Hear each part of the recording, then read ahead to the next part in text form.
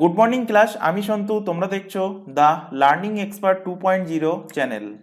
তো আজকে তোমাদের হিস্ট্রির উপর থেকে থাকছে 18 নম্বর ক্লাস, এবং 18 নম্বর ক্লাসে আমরা আরেকটা নতুন ডাইনেস্টি শুরু করতে চলেছি, সেটা হলো মৌরিয়ান ডাইনেস্টি অর্থাৎ মৌর্য বংশ। তো এর আগের দিনের ক্লাস পর্যন্ত আমরা দেখেছিলাম নন্দ বংশের কিভাবে উত্থান হচ্ছে, নন্দ বংশ প্রতিষ্ঠা করছে মহাপদ্মনন্দ, তারপর আসছে ধননন্দ, ধননন্দের টাইমে বিদেশি আক্রমণ হচ্ছে, এবং তারপর ধীরে ধীরে ধননন্দের পতন হচ্ছে, ধননন্দকে মেরে চন্দ্রগুপ্ত মৌর্য প্রতিষ্ঠা করছে কি মৌর্য সাম্রাজ্য, মৌর্য বংশ। তো এর আগে পর্যন্ত ক্লাস যদি তোমরা না দেখে থাকো, উপরে আই বাটনে লিঙ্ক শো হচ্ছে, অথবা এই চ্যানেলের ডিসক্রিপশন বক্সটা ফলো করো, তার মধ্যে দেখবে প্রিভিয়াস ক্লাসের লিঙ্ক প্রোভাইড করা আছে, সেটার উপর ক্লিক করলে সেখান থেকে প্রিভিয়াস ক্লাসগুলো পরপর দেখে নিতে পারবে। আর ইতিহাসের ক্ষেত্রে প্রত্যেককে বলবো প্রথম থেকে শেষ পর্যন্ত ক্লাস দেখবে, পরপর দেখবে, তাহলে কি হবে, গল্প আকারে তোমাদের মাইন্ডে সেটা সেট হয়ে যাবে। তো আজকে আমরা শুরু করব মৌর্য বংশ। এর আগের দিনেই আমরা বলেছিলাম যে ধননন্দের পরে অর্থাৎ নন্দ বংশের পরে ধননন্দকে মেরে চন্দ্রগুপ্ত মৌর্য প্রতিষ্ঠা করছে কি, প্রতিষ্ঠা করছে মৌর্য বংশ, অর্থাৎ অর্থাৎ মৌরিয়ান ডাইনেস্টি, মৌরিয়ান ডাইনেস্টি, মৌর্য বংশ। তো এই মৌর্য বংশের স্থাপনা, মৌর্য বংশের স্থাপনা কবে হচ্ছে এবং কে করছে? তো মৌর্য বংশের স্থাপনা করছে, স্থাপনা করছে কে? চন্দ্রগুপ্ত মৌর্য, চন্দ্রগুপ্ত মৌর্য। কে প্রতিষ্ঠা করছে? চন্দ্রগুপ্ত মৌর্য। কবে প্রতিষ্ঠা করছে মৌর্য বংশ? তো মৌর্য বংশের ইস্টাবলিশ হচ্ছে 322 খ্রিস্টপূর্বাব্দে, 322 খ্রিস্টপূর্বাব্দে। এখানে তিনটে সাল ইম্পর্টেন্ট, এর আগের দিনেই যখন গল্প সহকারে বোঝাচ্ছিলাম। 326 খ্রিস্টপূর্বাব্দে ইউনানি শাসক সিকান্দার, যার ভালো নাম আলেকজান্ডার মেসোডোনিয়ান, তিনি অ্যাটাক করছেন ভারতকে, ভারতে আসছেন। যদিও তিনি ভারতের বিয়াস নদী অর্থাৎ বিতস্তা নদীকে তিনি পার করেননি, সেখান থেকে আবার তিনি ব্যাক করে চলে গিয়েছিলেন, এবং ব্যাক করে যখন চলে গিয়েছেন, তো যেতে যেতে পথে ব্যাবিলন নামক একটা জায়গা আসে, যেটা বর্তমান ইরাকের মধ্যে অবস্থিত। সেই ব্যাবিলনে গিয়ে তার একটা পেটের অসুখে অর্থাৎ ডায়রিয়া জাতীয় একটা অসুখে তিনি অসুস্থ হয়ে পড়েন, এবং তার ফলে তিনি সেখানে কিন্তু মারা যান। তো কোশ্চেন দেয় ওখান থেকে যে আলেকজান্ডার মেসোডোনিয়ান বা সিকান্দার কবে ভারতে এসেছেন? তো অ্যান্সার হবে 326 খ্রিস্টপূর্বাব্দ। এরপর এখান থেকে কোশ্চেন দেয় আলেকজান্ডার কবে এবং কোথায় মারা গিয়েছিলেন? মারা গিয়েছিলেন ব্যাবিলনে 323 খ্রিস্টপূর্বাব্দে, এবং তার ঠিক পরের বছর 322 খ্রিস্টপূর্বাব্দে চন্দ্রগুপ্ত মৌর্য ধননন্দকে মেরে, কিভাবে ধননন্দকে মারছে, তার পিছনে কাহানি কি, সবকিছুই আমরা এর আগের দিনের ক্লাসে ডিটেলসে ডিসকাস করেছি। তো চন্দ্রগুপ্ত মৌর্য 322 খ্রিস্টপূর্বাব্দে ইস্টাবলিশ করছেন মৌর্য বংশ। কার সাহায্যে? সাহায্য নিচ্ছেন কার? তো সাহায্য নিচ্ছেন চাণক্য অর্থাৎ কৌটিল্য, চাণক্যের সাহায্যে। কার সাহায্যে? চাণক্যের সাহায্যে। চাণক্য কে ছিল? এর আগের দিনের ক্লাসেই বলেছি, চাণক্য ছিল গান্ধারের তক্ষশিলা যে রাজধানী ছিল, সেই তক্ষশিলা রাজধানীতে তক্ষশিলা বিশ্ববিদ্যালয় ছিল, সেই বিশ্ববিদ্যালয়ের একজন গুণী টিচার ছিলেন, কে শিক্ষক ছিলেন চাণক্য অর্থাৎ কৌটিল্য, বা যার নাম হলো বিষ্ণুগুপ্ত। তো এই মৌর্য বংশের ব্যাপারে নেক্সট লেখো, নেক্সট এখান থেকে মৌর্য বংশের ব্যাপারে বিভিন্ন তথ্য বা জানকারি পাওয়া যায় কোথা থেকে? নেক্সট হেডিং করো মৌর্য বংশের ব্যাপারে, মৌর্য মৌর্য বংশের ব্যাপারে, মৌর্য বংশের জানকারি, মৌর্য বংশের ব্যাপারে জানকারি অর্থাৎ তথ্য পাওয়া যায়। তথ্য আমরা পাঁচটা গ্রন্থ থেকে পাচ্ছি, পাঁচটা জায়গা থেকে তথ্য পাওয়া যায়। কোথা কোথা থেকে তথ্য পাই? তো ফার্স্ট লেখো মৌর্য বংশের ব্যাপারে আমরা প্রথম তথ্য পাচ্ছি কোথায়? এই কৌটিল্যের যে বই, সেই বই থেকে।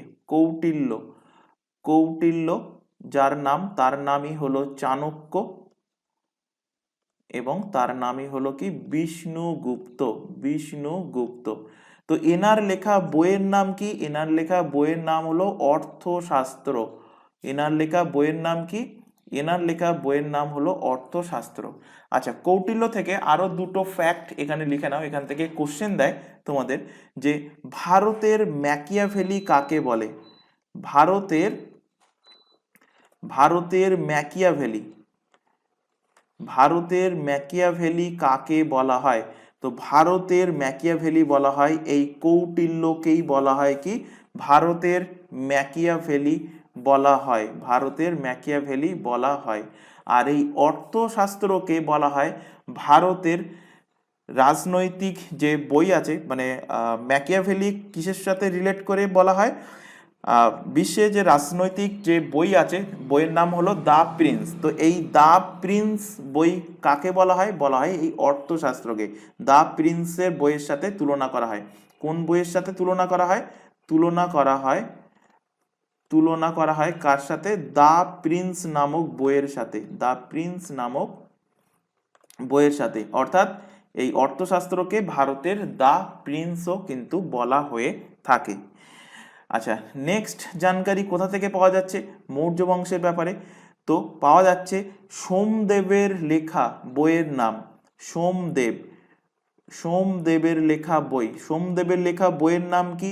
সোমদেবের লেখা বইয়ের নাম হলো কথা সরিত সাগর। কথা কথা সরিত সাগর। কথা সরিত সাগর থেকে মৌর্য বংশের ব্যাপারে কিন্তু তথ্য পাওয়া যাচ্ছে। নেক্সট আমরা মৌর্য বংশের ব্যাপারে তথ্য পাচ্ছি ক্ষেমেন্দ্রর লেখা বই থেকে। ক্ষেমেন্দ্র লেখা বইয়ের নাম কি? ক্ষেমেন্দ্রার লেখা বইয়ের নাম হলো বৃহৎ কথা মঞ্জরি। বৃহৎ কথা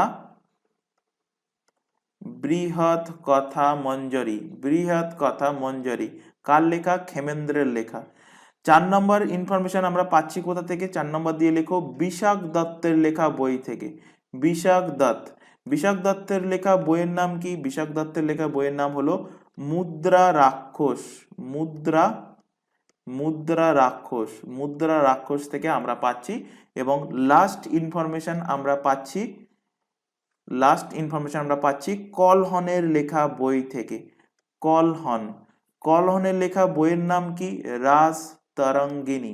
কলহনের লেখা বইয়ের নাম হলো রাজ তরঙ্গিনী। এই বই থেকেও আমরা মৌর্য বংশের ব্যাপারে কিন্তু জানতে পাচ্ছি, তথ্য পাচ্ছি। তাহলে মৌর্য বংশের ব্যাপারে তথ্য অর্থাৎ জানকারি আমরা পাচ্ছি কোথা থেকে? মৌর্য বংশের ব্যাপারে আমরা তথ্য অর্থাৎ জানকারি পাচ্ছি কৌটিল্যের লেখা অর্থশাস্ত্র, সোমদেবের কথা সরিত সাগর, ক্ষেমেন্দ্রের বৃহৎ কথা মঞ্জরি, বিশাখ দত্তের মুদ্রা রাক্ষস, কলহনের রাজ তরঙ্গিনী থেকে। তোমাদের এক্সামে এখান থেকে একদম সোজাসুজি কোশ্চেন তুলে দেবে। কিভাবে কোশ্চেন দেবে মুদ্রা রাক্ষস কার লেখা, বা কোশ্চেন দেবে অর্থশাস্ত্র কার লেখা।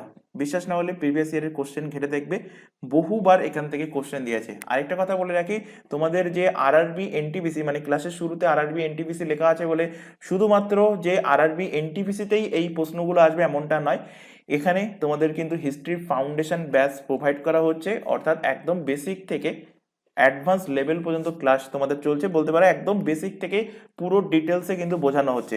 তো এই ক্লাসগুলো যদি কমপ্লিট করতে পারো তো রেলের এক্সাম তো অবভিয়াসলি কভার হবে, তার পাশাপাশি এসএসসি এর সব থেকে বড় exam CGL, SSC CGL CSSL এবং এসএসসির যাবতীয় এক্সাম, এছাড়া স্টেটের পিএসসি যে এক্সামগুলো নেয়, পুলিশের যে এক্সামগুলো হয় ওয়েস্ট বেঙ্গল গভর্নমেন্টের, এছাড়া ডাব্লিউবিসিএস এর যে এক্সাম হয়, প্রত্যেকটা এক্সাম তোমরা ক্র্যাক করতে পারবে যদি প্রথম থেকে শেষ পর্যন্ত ক্লাসগুলো তোমরা টোটালটা কভার করো এবং রিভিশন করো। তো যাই হোক, এবার আমরা দেখব এখানে মৌর্য বংশের আমরা তথ্য কোথা থেকে পাচ্ছি, সেগুলো আমরা এখান থেকে দেখলাম। কি আমরা তথ্য পাচ্ছি মৌর্য বংশের কৌটিল্যের চাণক্যের অর্থশাস্ত্র, সোমদেবের কথা সরিত সাগর, ক্ষেমেন্দ্রের বৃহৎ কথা মঞ্জরি, বিশাখ দত্তের মুদ্রা রাক্ষস এবং কলহনের রাজ তরঙ্গিনী। এই 5টা কিসের মধ্যে আছে? 5টাকে আমরা বলবো ব্রাহ্মণ সাহিত্য। এগুলোকে আমরা বলছি কি ব্রাহ্মণ সাহিত্য, ব্রাহ্মণ সাহিত্য, ব্রাহ্মণ সাহিত্য। এছাড়া আমরা বৌদ্ধ সাহিত্য থেকেও কিন্তু মৌর্য বংশের জানকারি পেয়েছি, জৈন সাহিত্য থেকেও পেয়েছি, ইউনানি সাহিত্য থেকে পেয়েছি। তো নেক্সট হেডিং করো যে মৌর্য বংশের তথ্য আমরা বৌদ্ধ সাহিত্য থেকে কিভাবে পেয়েছি বা কোন কোন গ্রন্থ থেকে পেয়েছি, কোন কোন বৌদ্ধ সাহিত্য থেকে পেয়েছি। তো লেখো বৌদ্ধ সাহিত্য, বৌদ্ধ সাহিত্য। তো বৌদ্ধ সাহিত্যের কোন বৌদ্ধ গ্রন্থ থেকে আমরা পেয়েছি, তো লিখে রাখো দীপবংশ, দীপবংশ এবং মহাবংশ, দীপবংশ এবং মহাবংশ, দীপবংশ মহাবংশ থেকে আমরা মৌর্য সাম্রাজ্যের তথ্য অর্থাৎ জানকারি পেয়েছি। এই দীপবংশটা কোথায় কি মানে কোন প্রকার গ্রন্থ, এটা সিংহালি গ্রন্থ, এটা সিংহালি গ্রন্থ, এটা সিংহালি গ্রন্থ। সিংহালি গ্রন্থের অর্থ হলো এটা লেখা হয়েছে কোথায়, শ্রীলঙ্কাতে লেখা হয়েছে, শ্রীলঙ্কাতে লেখা হয়েছে। এছাড়া সেকেন্ড বৌদ্ধ সাহিত্য লিখে রাখো দিব্যাদান, ইংলিশে লিখছি দিব্যাদান,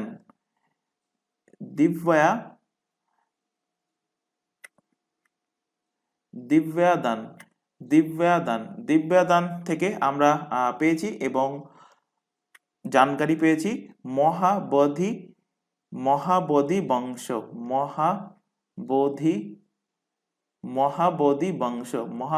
বংশ থেকে।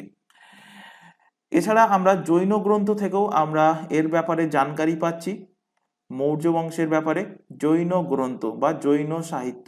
তো কোন জৈন সাহিত্য থেকে পাচ্ছি, তো দু প্রকার জৈন সাহিত্য আছে, একটা ভদ্রবাহুর লেখা জৈন সাহিত্য। তো ভদ্রবাহুর লেখা জৈন সাহিত্যের নাম কি, তো লেখো ভদ্রবাহুর লেখা, ভদ্রবাহুর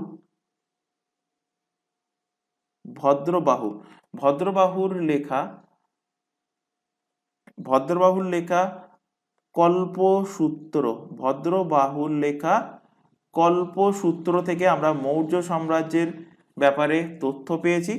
এছাড়া আরেকটা লিখে রাখো হেমচন্দ্রের লেখা, হেমচন্দ্রের লেখা জৈন সাহিত্য কি, হেমচন্দ্রের লেখা জৈন সাহিত্য হলো পরিশিষ্ট পর্ব, হেমচন্দ্রের লেখা পরিশিষ্ট পর্ব থেকেও আমরা মৌর্য বংশের ব্যাপারে কিন্তু জানকারি পেয়েছি।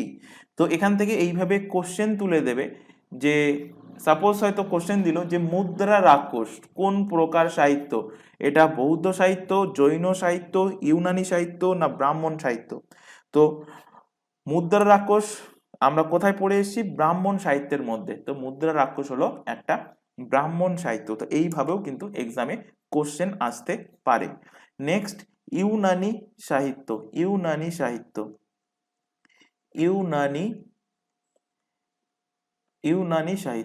আচ্ছা ইউনান মূলত কাকে বলা হয়, গ্রিসকে বলা হয় ইউনানি। তো ইউনানি সাহিত্যের কোন সাহিত্য থেকে আমরা মৌর্য বংশের ব্যাপারে জানতে পেরেছি, তো ইউনানি থেকে একজন ব্যক্তি আসছেন এই মৌর্য বংশে, চন্দ্রগুপ্ত মৌর্যের আমলেই তিনি আসেন, তার নাম কি মেগাস্থিনিস। এই মেগাস্থিনিসের লেখা বইয়ের নাম কি, বইয়ের নাম হলো ইন্ডিকা। বহুবার এক্সামে কিন্তু কোশ্চেন দিয়েছে ইন্ডিকা কার লেখা বা মেগাস্থিনিসের লেখা বইয়ের নাম কি, ইন্ডিকা। তো এই ইন্ডিকা থেকেও আমরা মৌর্য বংশের ব্যাপারে কিন্তু জানতে পেরেছি।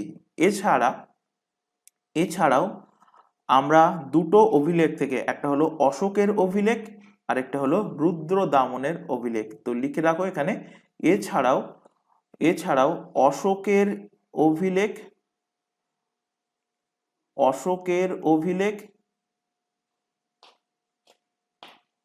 ও রুদ্রদামনের অভিলেখ,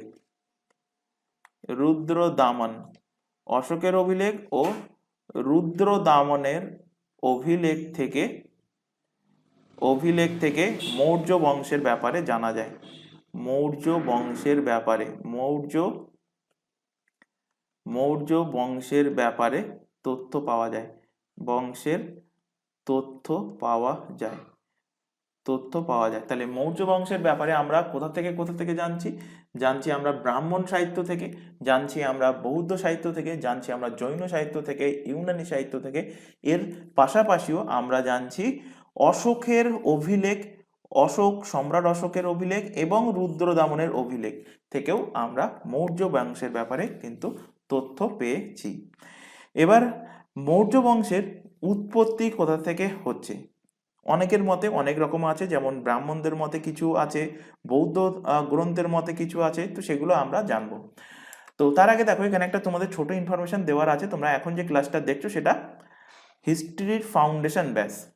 এই হিস্ট্রির ফাউন্ডেশন ব্যাচটা কিন্তু তোমাদের একটু আগেই যেটা বললাম যে প্রত্যেকটা এক্সামের জন্য কিন্তু অ্যাপ্লিকেবল। এর পাশাপাশি এখানে দেখতে পাচ্ছ তোমাদের পিএসসি ক্লার্কশিপ মিসেলেনিয়াসের মেন্সের ক্লাস কিছুদিনের মধ্যে শুরু হবে। এছাড়া পুলিশের যাবতীয় এক্সাম, এসএসসির যাবতীয় এক্সাম, প্রত্যেকটা এক্সামের ক্লাস কিন্তু আমাদের অলরেডি চলছে এই চ্যানেলে সম্পূর্ণ ফ্রিতে। প্রত্যেকটা এক্সামের জন্য কিন্তু লাইভ ক্লাস প্রোভাইড করা হচ্ছে। লাইভ ক্লাস অ্যাটেন্ড না করতে পারলে ক্লাস থেকে যাচ্ছে রেকর্ডেড ফরম্যাটে, সুতরাং রেকর্ডেড হিসেবে ক্লাসগুলো কিন্তু তোমরা তোমাদের সময় মতো দেখে নিতে পারবে। তবে প্রত্যেকের কাছে একটা ছোট রিকোয়েস্ট থাকছে, কেউ এই চ্যানেলের কোনো ক্লাসকে ডাউনলোড করে দেখবে না, এটা তোমাদের কাছে আমাদের তরফ থেকে একটা ছোট রিকোয়েস্ট থাকছে। আর এই প্রত্যেকটা এক্সামের জন্য আলাদা আলাদা হোয়াটসঅ্যাপ ব্যাচ ওপেন করা আছে। হোয়াটসঅ্যাপ ব্যাচে যুক্ত হওয়ার একটাই বেনিফিট, সেখান থেকে তোমরা ক্লাসের রুটিন ওয়াইজ ক্লাসের লিঙ্ক, এছাড়া এক্সাম ওরিয়েন্টেড যাবতীয় গুরুত্বপূর্ণ ইনফরমেশন পেয়ে যাবে। তো হোয়াটসঅ্যাপ ব্যাচে যুক্ত হতে চাইলে কি করতে হবে? নিচে যে হোয়াটসঅ্যাপ নাম্বারটা তোমাদের সামনে ডিসপ্লে হচ্ছে, এই নাম্বারে শুধুমাত্র হোয়াটসঅ্যাপে মেসেজ করে আমাদেরকে ইনফর্ম করবে। কেউ এই নাম্বারে নর্মাল কল, ভিডিও কল কিন্তু কেউ করবে না। শুধুমাত্র মেসেজ করে ইনফর্ম করলেই তোমাদের নির্দিষ্ট ব্যাচে অ্যাড করে নেওয়া হবে, বা তোমাদের মনের মধ্যে কোনো কোয়ারিজ জিজ্ঞাসা থাকলে সেটাও শুধুমাত্র হোয়াটসঅ্যাপ ব্যাচেই আমাদের কাছে জিজ্ঞাসা করবে। এছাড়া এখানে আর একটা ইনফরমেশন দেবো, তোমরা এখন যে চ্যানেলের ক্লাসটা দেখছো তার নাম দ্য লার্নিং এক্সপার্ট 2.0। এই চ্যানেলেই তোমরা পেয়ে যাবে প্রত্যেকটা এক্সামের জন্য GK, GS, current affairs, reasoning, English এবং ম্যাথের ক্লাস। প্রত্যেকটার জন্যই কিন্তু ফাউন্ডেশন ব্যাচ চলছে, সম্পূর্ণ ফ্রিতে কিন্তু তোমাদের ক্লাস চলছে। তাই প্রত্যেককে বলছি চ্যানেলটাকে সাবস্ক্রাইব করে নাও, বেল আইকনকে অল নোটিফিকেশন সেট করে রাখো। রেগুলার বেসিসে চ্যানেল দুটো থেকে ক্লাস চলছে, রেগুলার বেসিসে চ্যানেল দুটো থেকে ক্লাসগুলো তোমরা করতে থাকো। তবে এখানে মনে রাখবে প্রত্যেকটা ক্লাস কিন্তু সম্পূর্ণ ফ্রিতে প্রোভাইড করা হয়, কোনো রকম পয়সা লাগে না। তবুও তোমাদের কারোর যদি মনে হয় তো নিচে দেখবে একটা জয়েন্ট বাটন আছে, জয়েন্ট বাটনে তোমরা আমাদের সাবস্ক্রিপশন নিতে পারো। সাবস্ক্রিপশন মাত্র 29 রুপিস। তো এটা তোমাদের ওপর, তোমরা নিতেও পারো নাও নিতে পারো, নিলেও যা ফ্যাসিলিটি, না নিলেও সেম একই ফ্যাসিলিটি। প্রত্যেকটা ক্লাস কিন্তু সম্পূর্ণ ফ্রিতেই কিন্তু তোমাদের প্রোভাইড করা হচ্ছে। যাই হোক, চলে আসো পরবর্তী যেটা বললাম, কি বললাম যে মৌর্য বংশের উৎপত্তি। মৌর্য বংশের উৎপত্তি কিভাবে হচ্ছে? তো এখান থেকে কোশ্চেন দেয় যে ব্রাহ্মণদের অনুসারে মৌর্য বংশের উৎপত্তি কিভাবে হচ্ছে। তো এখানে হেডিং করো মৌর্যদের উৎপত্তি, মৌর্যদের উৎপত্তি, মৌর্যদের উৎপত্তি কিভাবে হচ্ছে, মৌর্যদের উৎপত্তি। তো ফার্স্টে হেডিং করো যে ব্রাহ্মণদের অনুসারে, ব্রাহ্মণদের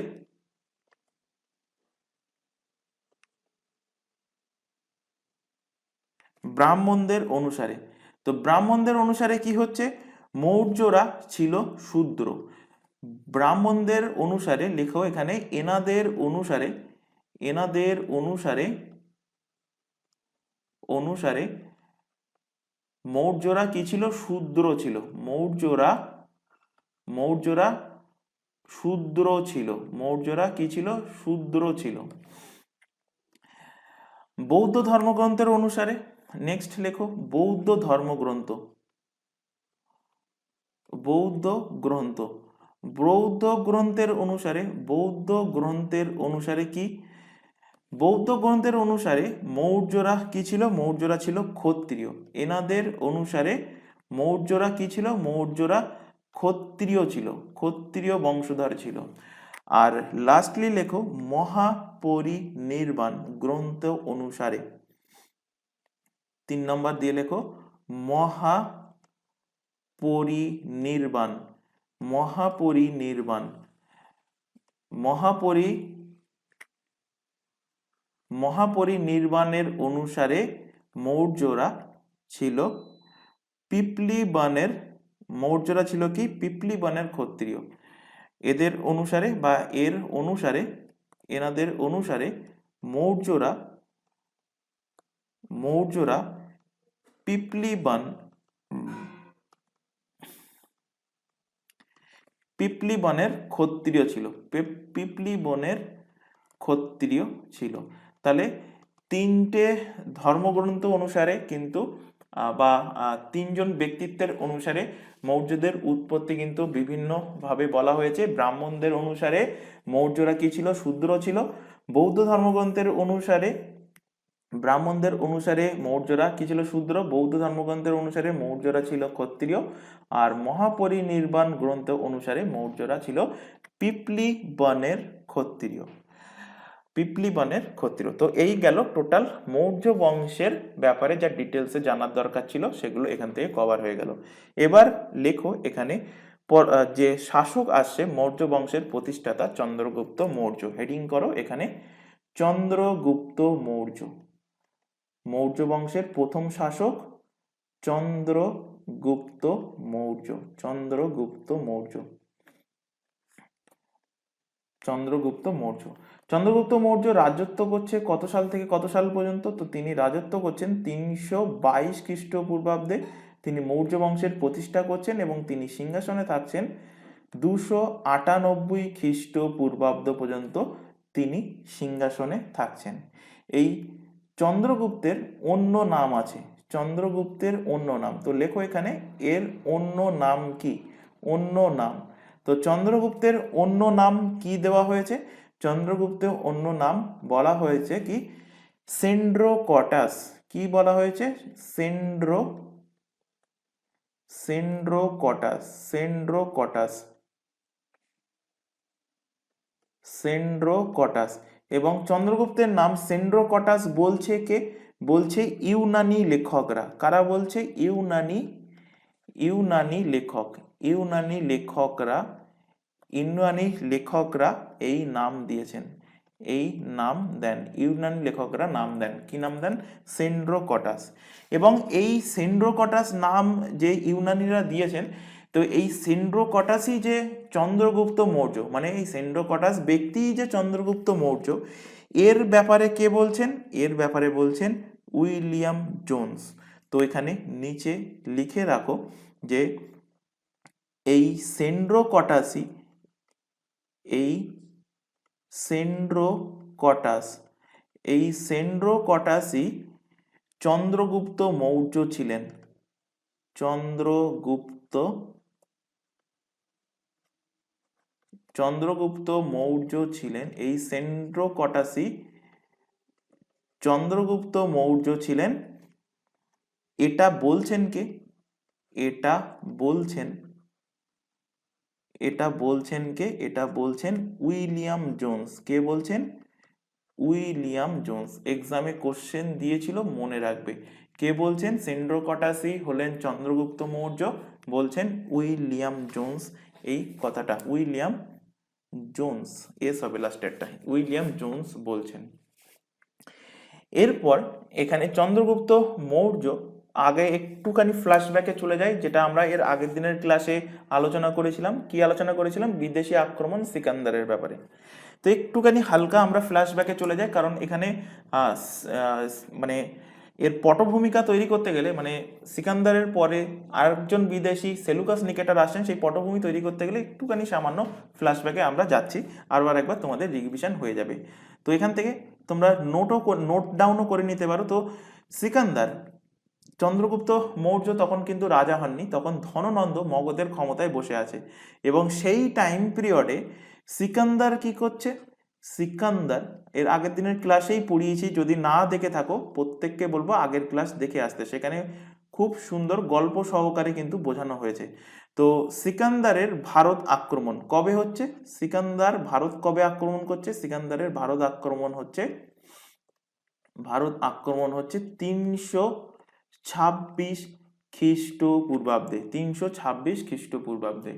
তো সিকান্দার কি করেছিল? সর্বপ্রথম ভারতের উত্তর পশ্চিম সাইডে কম্বোজ, গান্ধার এবং তার আশেপাশে, গান্ধারের রাজা অম্বিক ছিল, তার আশেপাশে ছোট রাজ্য সেগুলোকে দখল করেছিল। তারপর অম্বিককে কাজে লাগিয়ে সিকান্দার আরো আগে এগিয়ে এসেছিল। কোথায়? পাঞ্জাবে, পুরুতে। পুরুর রাজা কে ছিল? পুরুর রাজা ছিল পুরাস। তো এই পুরাসের সঙ্গে যখন যুদ্ধ হচ্ছে, সেই যুদ্ধটা কোন নদীর তীরে হচ্ছে? ঝেলাম রিভারের তীরে। কোন নদীর তীরে? ঝেলাম রিভারের তীরে। তো যুদ্ধের নাম কি? ঝেলামের যুদ্ধ। ঝেলামের যুদ্ধ।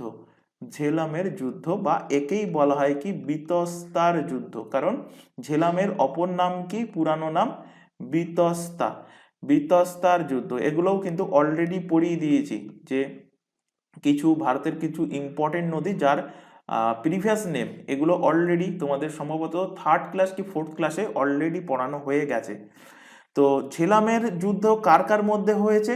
এক্ষুনি বললাম, ঝেলামের যুদ্ধ হয়েছে, এক পক্ষে ছিল তো সিকান্দার ছিল, সিকান্দার,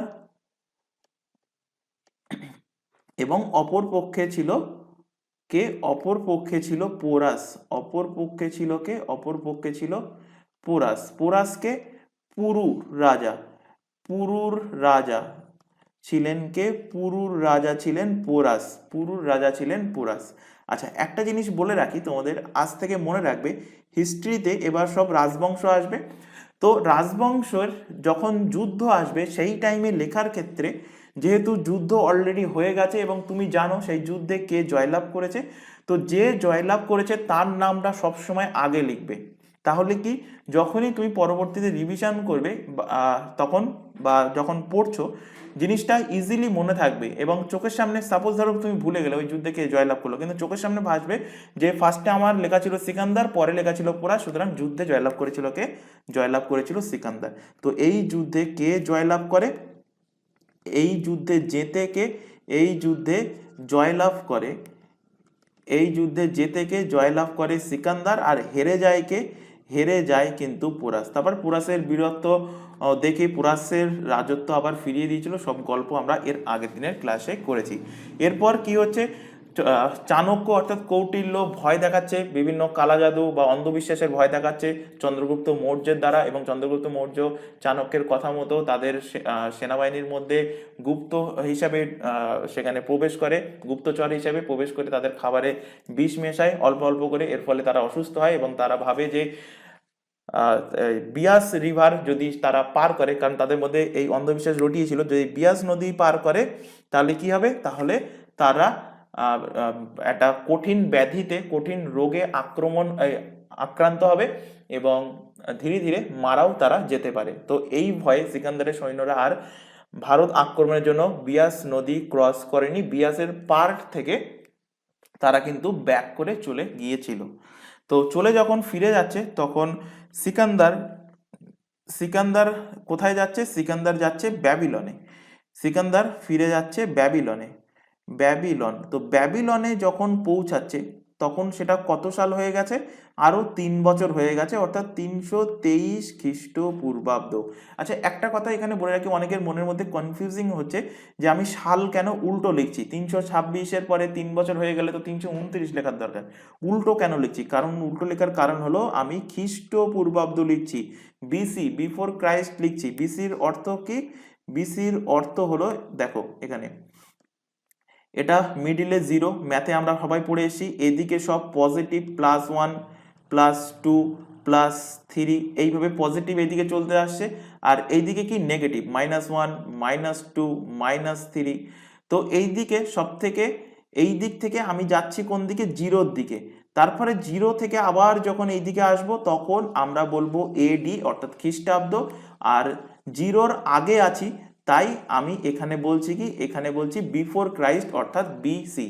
তো এখানে দেখো, এখানে যদি সাপোজ আমি এই 3 নম্বর বছরে যদি কোনো একটা কাণ্ড হয়, তাহলে তার পরবর্তী বছর বলতে আমি কি বলবো? পরবর্তী বছর বলতে -4 বলবো? নিশ্চয়ই না। -4 কোন দিকে? -4 এই দিকে।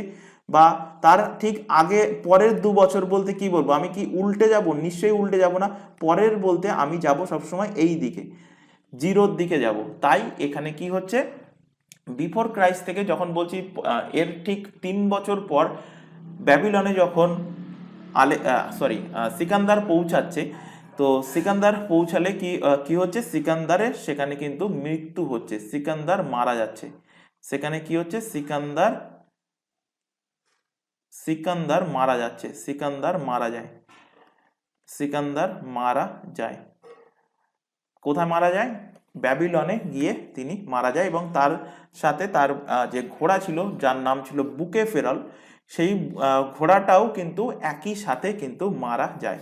এবং কথিত আছে যে চাণক্য বিষবিদ্যায় নিপুণ ছিল, এবং চাণক্যর বিষেই কিন্তু মারা গিয়েছে এই সিকান্দার। তো সিকান্দারের মৃত্যুর পর 323 খ্রিস্টপূর্বাব্দে কি হচ্ছে, 323 খ্রিস্টপূর্বাব্দে সিকান্দার মারা যাচ্ছে। এর মারা যাওয়ার ঠিক 2 বছর পর সিকান্দারের মৃত্যুর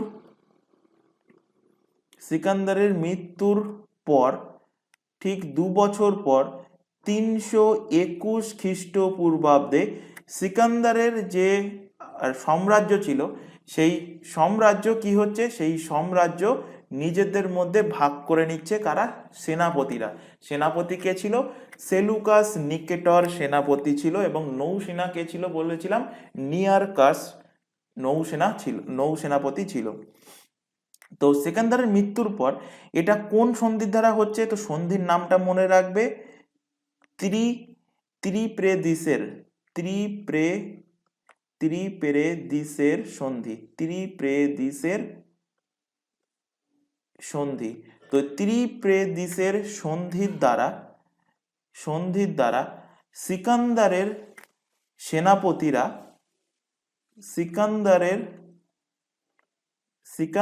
সেনাপতিরা কি করছে?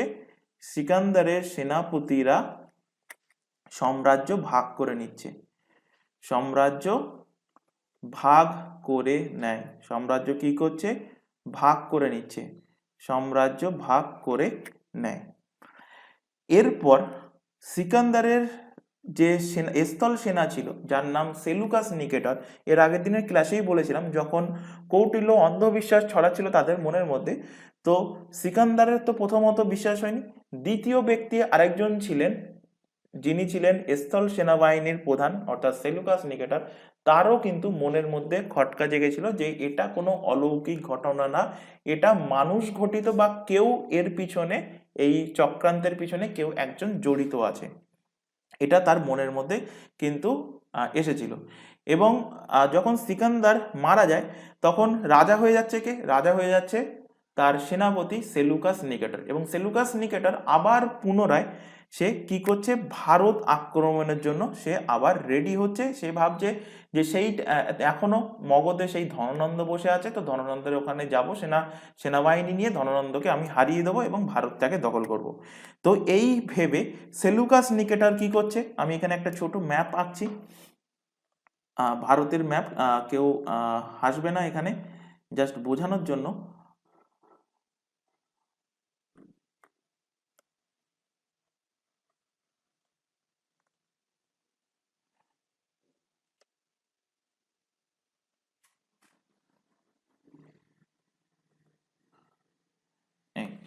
তো এই হলো ইন্ডিয়া। তো এখানে এই এরিয়াতে এটা হলো, দাঁড়াও কালারটা চেঞ্জ করে নিই, এটা হলো বর্তমানের পাকিস্তানের এরিয়া। পাকিস্তানের ওপরে এখানে আছে কে? আফগানিস্তানের এরিয়া। এই জায়গাটা হলো কি মধ্য এশিয়ার মধ্যে পড়ে, মধ্য এশিয়া। এবং তার আগে একটু এগিয়ে গেলে এখানে পড়বে কি? ইউনান। এখানে পড়বে ইউনান, অর্থাৎ বর্তমানে ইরাক। তো ইউনানের শাসক হলেন কে এখন? সিকান্দার মারা যাওয়ার পর সেলুকাস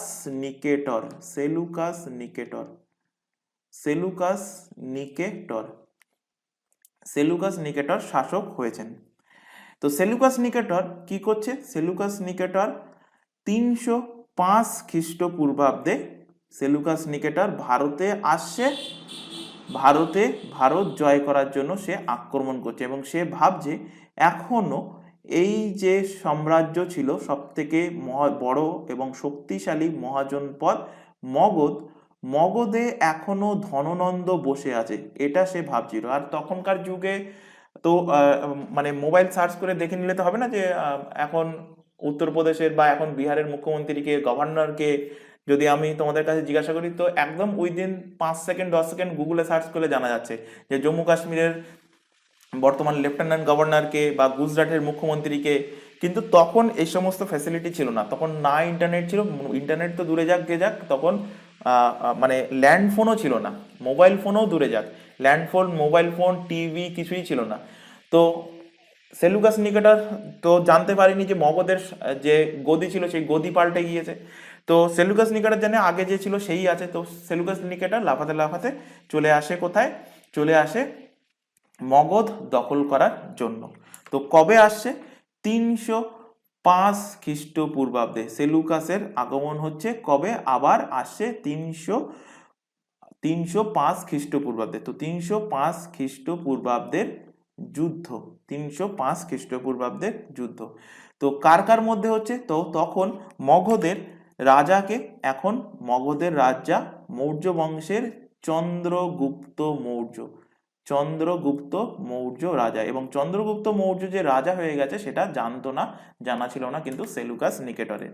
তাহলে 305 খ্রিস্টপূর্বাব্দ এসে কার সাথে যুদ্ধ করছে সেলুকাস নিকেটর? 305 খ্রিস্টপূর্বাব্দ এসে সেলুকাস সেলুকাস যুদ্ধ করছে কার সাথে? চন্দ্রগুপ্ত মৌর্যের সাথে। সেলুকাস যুদ্ধ করছে কার সাথে?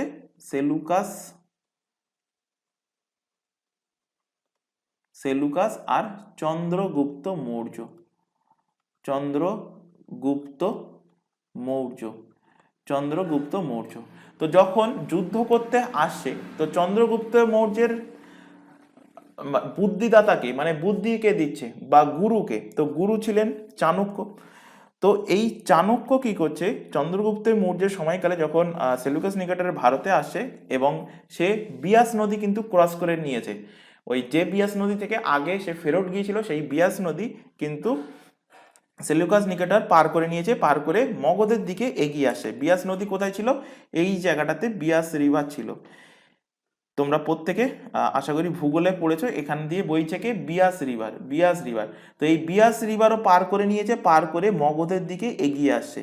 তো এই ঘটনা জানতে পারে চন্দ্রগুপ্ত মৌর্য, এবং চন্দ্রগুপ্ত মৌর্যের যিনি গুরু ছিলেন যার নাম চাণক্য বা কৌটিল্য, এটা জানতে পারেন। জানতে পেরে চাণক্য প্ল্যান করেন কি? চাণক্যের প্ল্যান, চাণক্যের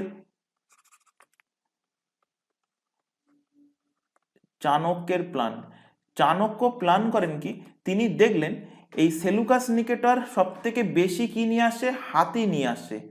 যুদ্ধ করার জন্য সব থেকে বেশি হাতি নিয়ে আসে। আর আমরা প্রত্যেকেই জানি হাতি কি হয়? হাতি হয় ওজনে সব থেকে ভারী, ওজনে ভারী হয় সব থেকে। তো হাতির জন্য, হাতি নিয়ে যুদ্ধ করার জন্য এমন একটা স্থান দরকার যেটা যে মাঠটা যেন মানে ভিজে জলা এলাকার জন্য না হয়, মানে মাঠটা যেন শুকনো থাকে। তো চাণক্য প্ল্যান করলো যে এই যুদ্ধটাকে পিছিয়ে দিল, পিছিয়ে দিয়ে চাণক্য যুদ্ধ ফেললো কোন টাইমে? বর্ষাকালে, বর্ষাকালে যুদ্ধ ফেললো, বর্ষাকালে। এবং যুদ্ধের স্থান এমন একটা জায়গা চুজ করলো যেটা একদম জলা জমি বলতে পারো বা নিচু জমি, যার মাটি একদম নরম। ইচ্ছাকৃতভাবে এই কাজটা করলো যাতে করে এই হাতি সে উপয়োগ না করতে পারে, হাতির ব্যবহার যাতে সেলুকাস না করতে পারে। এবং এর পরিবর্তে চন্দ্রগুপ্ত মৌর্য তার সেনাবাহিনীতে সব থেকে বেশি রাখলো কি? সব থেকে বেশি রাখলো ঘোড়া। এর ফলে চন্দ্রগুপ্ত মৌর্য সহজেই সেলুকাস নিকেটরকে পরাজিত করে। তো এখানে জয়ী হচ্ছে কে? এখানে জয়ী হচ্ছে চন্দ্রগুপ্ত মৌর্য, এবং হেরে যাচ্ছে কে? পরাজিত হচ্ছে কে?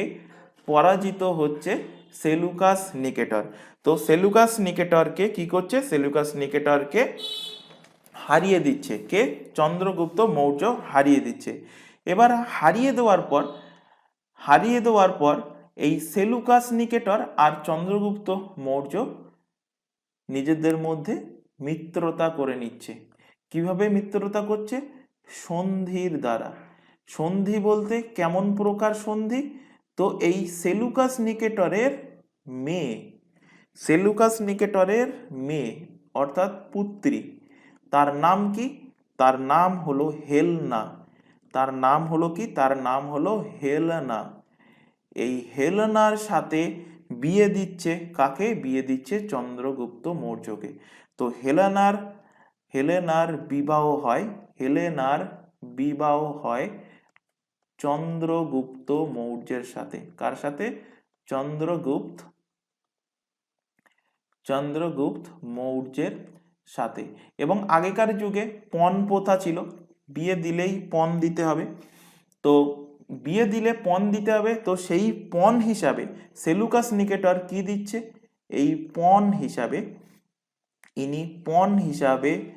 কি দিচ্ছেন? পণ হিসাবে চন্দ্রগুপ্ত মৌর্যকে দিচ্ছেন। পণ হিসাবে চন্দ্রগুপ্ত মৌর্যকে কি দিচ্ছেন? পণ হিসাবে চন্দ্রগুপ্ত মৌর্যকে দিচ্ছেন কিছু ক্ষেত্র, কিছু এলাকা তিনি দিয়ে দিচ্ছেন। কিছু ক্ষেত্র দিয়ে দিচ্ছেন। তো কোন কোন ক্ষেত্র দিয়ে দিয়েছেন পণ হিসাবে? তো এক্সামে কোশ্চেন দেয়, লিখে রাখো। তো পণ হিসেবে দিচ্ছেন 4টে ক্ষেত্র। ফার্স্ট লেখো কান্ধার, হেরাত, কাবুল, আফগানিস্তানের যে কাবুল এখন বর্তমানে, সেই কাবুল এবং মকরান। কাবুল এবং হলো মকরান। এই 4টে জায়গা পণ হিসাবে দিয়ে দিচ্ছে কে? সেলুকাস নিকেটর। কাকে দিচ্ছে? চন্দ্রগুপ্ত মৌর্যকে দিচ্ছে। কারণ সেলুকাসের মেয়ের সাথে বিবাহ হচ্ছে কার? সেলুকাসের মেয়ের সাথে বিবাহ হচ্ছে চন্দ্রগুপ্ত মৌর্যের। আচ্ছা, এখান থেকে একটা কোশ্চেন তোমাদের আসে যে ভারতের প্রথম আন্তঃরাষ্ট্রীয় বিবাহ কে করেছিলেন? তো বিবাহ করেছিলেন চন্দ্রগুপ্ত মৌর্য। কার সাথে? হেলেনা। এই সর্বপ্রথম ভারতের ইতিহাসে ভারতের বাইরের কোনো মেয়েকে বিবাহ করে আনছেন কে? চন্দ্রগুপ্ত মৌর্য। তো এখানে লিখে রাখতে পারো, ভারতের প্রথম আন্তঃরাষ্ট্রীয় বিবাহ করেন, আন্তঃরাষ্ট্রীয়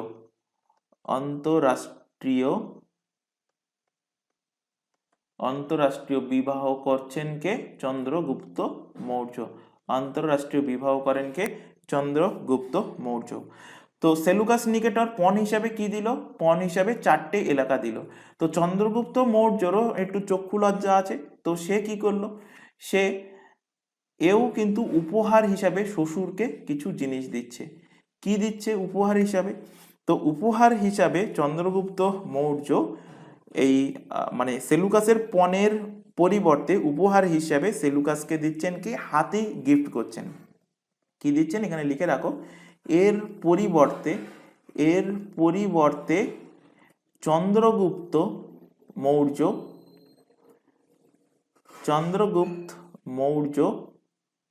সেলুকাসকে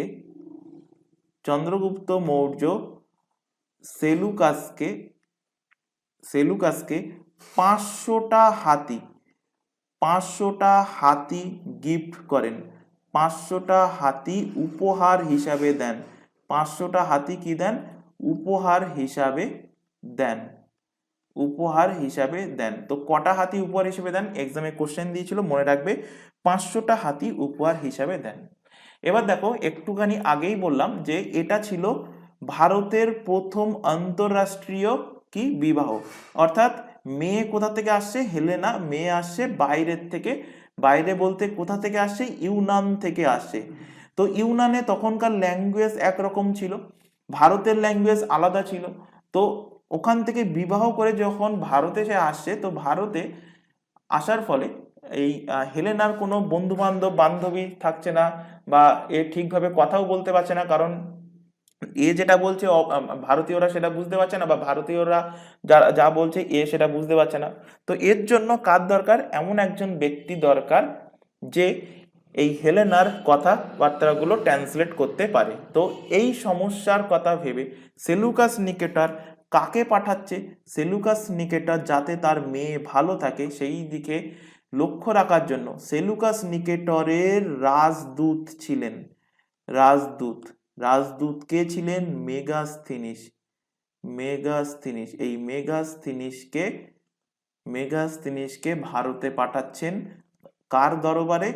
চন্দ্রগুপ্ত মৌর্যের দরবারে। চন্দ্রগুপ্ত মৌর্যের দরবারে।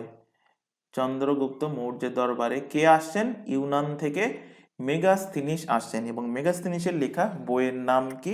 বইয়ের নাম হলো, এক্ষুনি বললাম, বইয়ের নাম হলো ইন্ডিকা। এবার চন্দ্রগুপ্ত মৌর্য বিবাহ করে নিল। তাহলে বিবাহ করে নিল যখন, তাহলে অবভিয়াসলি চন্দ্রগুপ্ত মৌর্যের ছেলে হবে।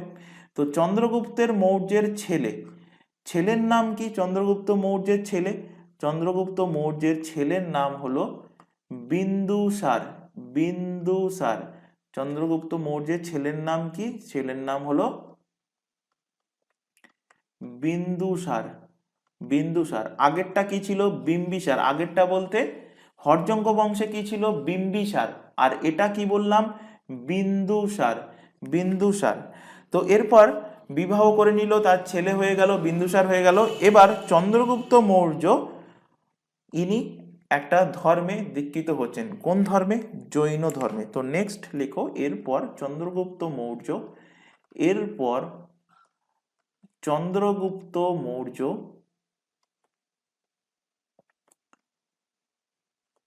এরপর চন্দ্রগুপ্ত মৌর্য জৈন মুনি ঋষি, জৈন মুনি ভদ্রবাহু, জৈন মুনিকে ভদ্রবাহু, এই ভদ্রবাহুর দ্বারা তিনি জৈন ধর্মে দীক্ষিত হচ্ছেন। ভদ্রবাহুর দ্বারা জৈন ধর্মে দীক্ষিত হচ্ছেন। ভদ্রবাহুর থেকে জৈন ধর্মে দীক্ষিত হন। জৈন ধর্মে দীক্ষা নেন।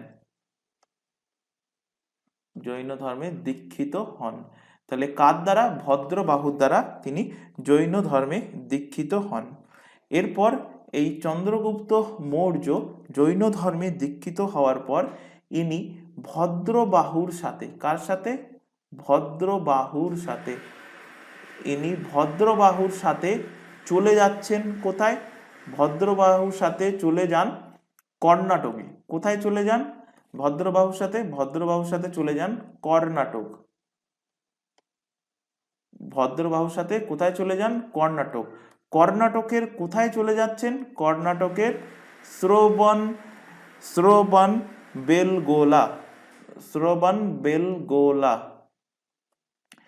শ্রবণ বেলগোলাতে তিনি চলে যাচ্ছেন।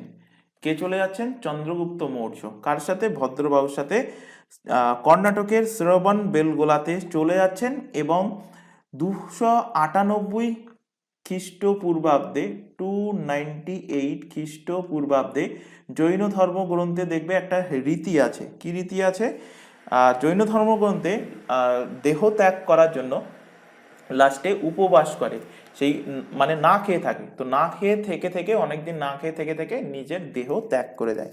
তো এই শ্রবণ বেলগোলাতে গিয়ে তিনি কি করছেন? তিনি উপবাস করছেন, তিনি না খেয়ে থাকছেন। উপবাস করাকে এই জৈন ধর্মে বলা হয় কি? বলা হয় সান্থারা। বলা হয় কি? সান্থারা। সান্থারা, বা একে বলা হয় কি? সল্লেখসানা। সল্লেখসানা। তো এই সল্লেখসানা বা সান্থারা অর্থাৎ উপবাস করে নিজের প্রাণ নিজেই ত্যাগ করে দিচ্ছেন। নিজের প্রাণ নিজেই ত্যাগ করেন। নিজের প্রাণ নিজেই ত্যাগ করেন। তো হয়ে গেল চন্দ্রগুপ্ত মৌর্যের সমাপ্তি। চন্দ্রগুপ্ত মৌর্যের চ্যাপ্টার এখানে ক্লোজ হয়ে গেল। এবার দেখো চ্যাপ্টারের মধ্যে একজনকে রেখে গেল। কাকে রেখে গেল? তার ছেলে। কে সে? বিন্দুসার। তো এর পরবর্তী নেক্সট মৌর্য বংশের গদিতে কে বসবে? অবভিয়াসলি রাজার ছেলে বসবে। কে? বিন্দুসার। তো নেক্সট শাসকের নাম লেখো বিন্দুসার। বিন্দুসার চন্দ্রগুপ্ত মৌর্যের পরে মৌর্য বংশের পরবর্তী শাসক হলেন কে? মৌর্য বংশের পরবর্তী শাসক হলেন বিন্দুসার।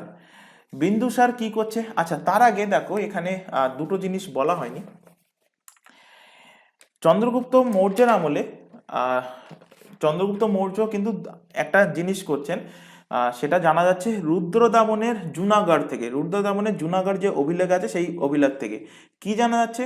চন্দ্রগুপ্ত মৌর্য সরকারি খরচে গুজরাটের সৌরাষ্ট্র, সেই সৌরাষ্ট্রে সুদর্শন ঝিলের পুনর্নির্মাণ করেন। তো এখান থেকে লিখে রাখো চন্দ্রগুপ্ত মৌর্য কি করছেন এখানে? চন্দ্রগুপ্ত মৌর্য তার রাজত্বকালে কি করছেন? তার রাজত্বকালে গুজরাটের কোথায়? গুজরাটের সৌরাষ্ট্র। গুজরাটের সৌরাষ্ট্র, সৌরাষ্ট্রতে কি? সুদর্শন ঝিল। সুদর্শন ঝিল, এই সুদর্শন ঝিলের কি করছেন? সুদর্শন ঝিলের পুনর্নির্মাণ করছেন। পুনর্নির্মাণ করছেন। পুনর্নির্মাণ করছেন। এবং এই পুনর্নির্মাণ যিনি যেটা করছেন এটার ব্যাপারে জানা যাচ্ছে, তথ্য জানা যাচ্ছে কিসের থেকে? তো এর ব্যাপারে জানকারি পাওয়া যাচ্ছে কোথা থেকে? এর ব্যাপারে জানকারি পাওয়া যাচ্ছে রুদ্রদামনের অভিলেখ থেকে। রুদ্রদামনের এক্সামে কোশ্চেন দিয়েছিল, মনে রাখবে, রুদ্রদামনের জুনাগড় অভিলেখ থেকে।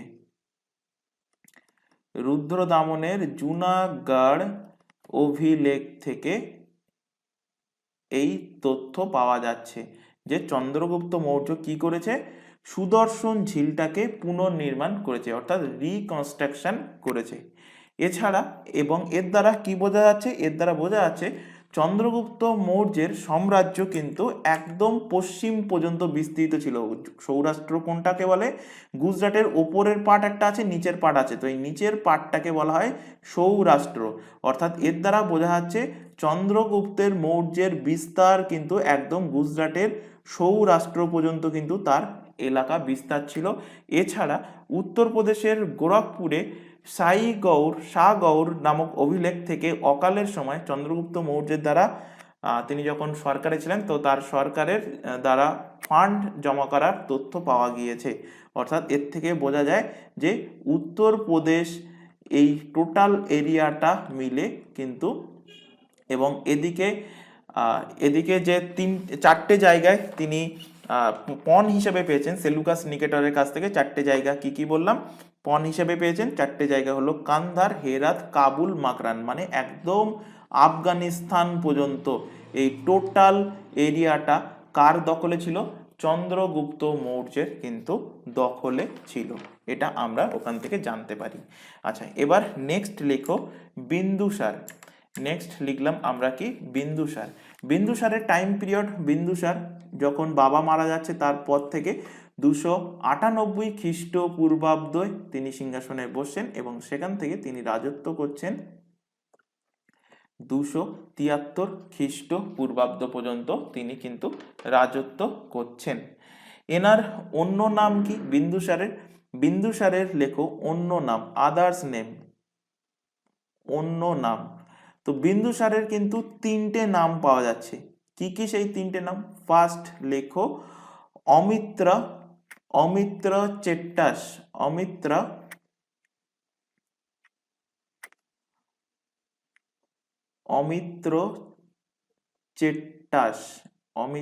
চেট্টাস। সেকেন্ড নাম পাচ্ছি, দ্বিতীয় নাম লেখো ভদ্রসার। এবং থার্ড নেম পাওয়া যাচ্ছে কি? সিংহ সেন। তো এই তিনটে নামই কার? তিনটে নামই হলো বিন্দুসারের। অমিত্র চেট্টাস, ভদ্রসার অ্যান্ড সিংহ সেন। তো অমিত্র চেট্টাস এই নামটা দিয়েছিল কে? দিয়েছিল ইউনানি লেখকরা। এই নামটা দেওয়া হয় ইউনানি লেখকের দ্বারা, ইউনানি ইউনানি লেখকের দ্বারা, এই নাম দেওয়া হয়েছিল কার দ্বারা? ইউনানি লেখকের দ্বারা। এর অর্থ কি? এই অমিত্রা চেট্টাস এর অর্থ, মিনিং কি? এর কিছু না কিছু একটা মিনিং আছে। তো এর মিনিং হলো অমিত্রাঘাত, অমিত্রাঘাত। তো এক্সামে অনেক সময় অমিত্র চেট্টাস না দিয়ে এক্সামে কোশ্চেন দিয়ে দেয় অমিত্রঘাত কার উপাধি বা কার নাম। তো অ্যান্সার হয়ে যাবে বিন্দুসার। অমিত্রঘাতের অর্থ কি? অমিত্র, অমিত্র, মিত্র মানে বন্ধু, অমিত্র মানে আমার বন্ধু নয় এমন ব্যক্তি, মানে কি নিজের শত্রু। আর ঘাত মানে কি? বিনাশ করা, অর্থাৎ নিজের শত্রুকে বিনাশ করা হলো এর অর্থ। নিজের শত্রুকে বিনাশ করা অলা, নিজের শত্রুকে বা বিনাশকারী, নিজের শত্রুকে বিনাশকারী, নিজের শত্রুকে বিনাশকারীকে বলা হয় কি? অমিত্রাঘাত। অমিত্রাঘাত, এই অমিত্রাঘাত নাম দিয়েছে কে? নাম দিয়েছে ইউনানি লেখক যারা আছেন তারা কিন্তু নাম দিয়েছেন কি? নাম দিয়েছেন অমিত্রা চেট্টাস। ভদ্রসার নাম জানা যায় কিসের থেকে? জানা যায় পুরাণ, পুরাণ অনুসারে, পুরাণ থেকে জানা যায়, পুরাণ থেকে জানা যায়। আর সিংহ সেন এই নামটাও জানা যায় জৈন গ্রন্থ থেকে, জৈন গ্রন্থ, জৈন গ্রন্থ থেকে জানা যায়, জৈন ধর্মগ্রন্থ থেকে কি জানা যায় যে বিন্দুসারের নাম ছিল কি? সিংহ সেন।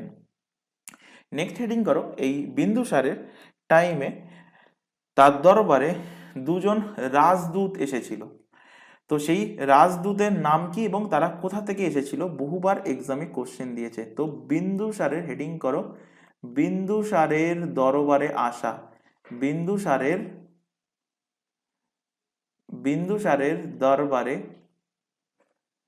দরবারে আসা রাজদূত, বিন্দুসারের দরবারে আসা রাজদূত, বিন্দুসারের দরবারে আসা রাজদূত। তো বিন্দুসারের রাজ দরবারে কে কে আসছে? দুজন ব্যক্তি আসছে। কে কে? ফার্স্ট লেখো তার নাম ডায়োমেসকাস। দুটো নামই প্রায় একই রকম শুনতে লাগে, তো মুখস্থ করে রাখবে। একজন হলেন ডায়োমেসকাস, আর আরেকজন ব্যক্তি আসেন যার নাম হলো ডায়োনিসাস, ডায়োনিসাস। নামগুলো বেশ টাফ মুখস্থ রাখাও একটু টাফ, সুতরাং রিভিশন করলে ধীরে ধীরে দেখবে মুখস্থ হয়ে যাচ্ছে। তো এই ডায়োমেসকাসকে পাঠাচ্ছে কে? ডায়োমেসকাস পাঠাচ্ছে ইউনানির শাসক, ইউনানি বা অনেক বইতে দেখবে লেখা থাকে সিরিয়া। তো যেটাই থাকুক না কেন অপশানে সেটাই মার্কিং করবে, ইউনানি বা সিরিয়ার শাসক পাঠাচ্ছে কাকে? ডায়োমেসকাসকে। এবং ইউনানির কোন শাসক পাঠাচ্ছে? শাসকের নাম কি? শাসকের নাম হলো এন্টিওকাস, এন্টিওকাস। ইউনানির শাসক বা সিরিয়ার শাসক এন্টিওকাস পাঠাচ্ছে কাকে? ডায়োমেসকাসকে। আর ডায়োনিসাসকে পাঠাচ্ছে কে? ডায়োনিসাসকে পাঠাচ্ছে মিশরের শাসক, মিশরের রুলার, মিশরের শাসক। তার নাম কি? তার নাম হলো ফিলাডোলফস,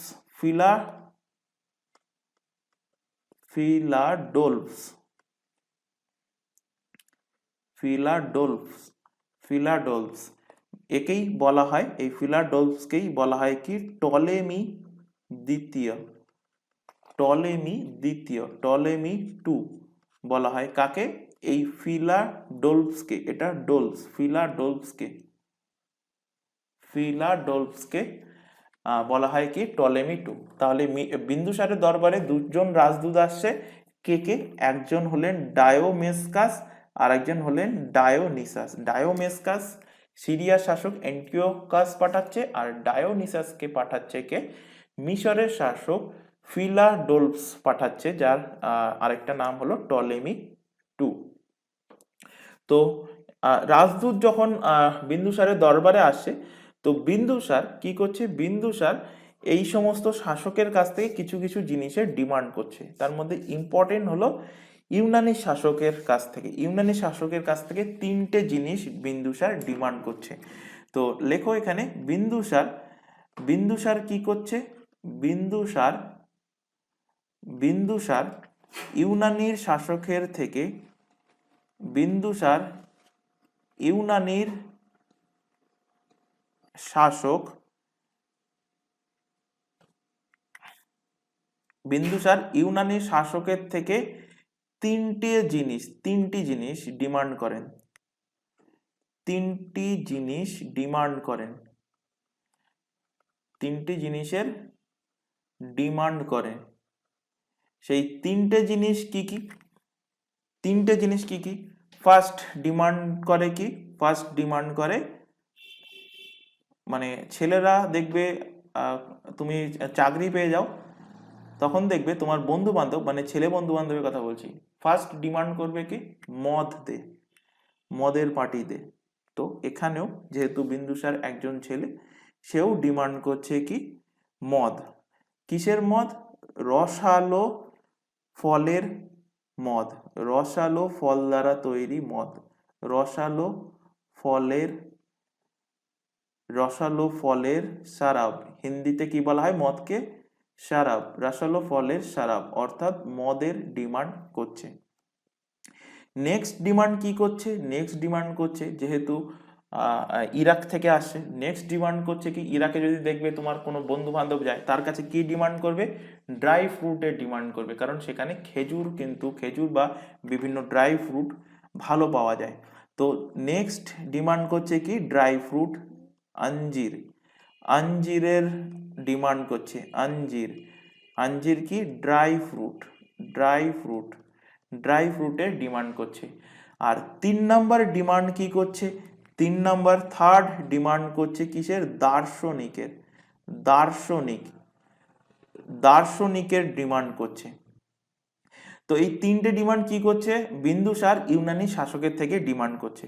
তো ইউনানি শাসক এই 3টে ডিমান্ড দেখেছে, 3টি ডিমান্ড দেখার পর ইউনানি শাসক বলছে যে এই প্রথম দুটো ডিমান্ড, অর্থাৎ রসালো ফলের দ্বারা তৈরি মদ এবং আঞ্জির, এই দুটো ডিমান্ড আমি ফুলফিল করব। এই দুটো ডিমান্ড সে কি করলো, স্বীকার করে নিল, এই দুটো ডিমান্ড আমি ফুলফিল করব, স্বীকার করে নিল।